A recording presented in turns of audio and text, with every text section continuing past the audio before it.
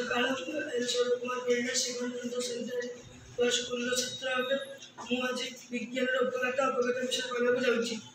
ବିଜ୍ଞାନର ଉପକାରିତା ଅପକାରିତା ଆଜି ଆଗକାଳରେ ଲୋକମାନେ ଚାଲି ଚାଲି ଯିବା ଆସିବା କରୁଥିଲେ। ଏବେକା ଯୁଗରେ ଲୋକମାନେ ଗାଡ଼ି ମଟର ଦ୍ୱାରା ଯିବା ଆସିବା କରୁଛନ୍ତି। ଆଗକାଳରେ ଲୋକମାନେ ଘର ପାରୁଥିଲେ ରହିବା ପାଇଁ। ଏବେକାଳରେ ଲୋକମାନେ କୋଠା ଘର କରି ରହୁଛନ୍ତି। ଆଗକାଳରେ ଲୋକମାନେ କଞ୍ଚା ଜିନିଷ ଖାଉଥିଲେ। ଏବେକା ଯୁଗରେ ଲୋକମାନେ ତରକାରୀ କରି ଖାଉଛନ୍ତି। ଆଗକାଳରେ ପିଲାମାନେ ପାଠ ପଢ଼ିବା ପାଇଁ ସୁବିଧା କରୁଥିଲେ।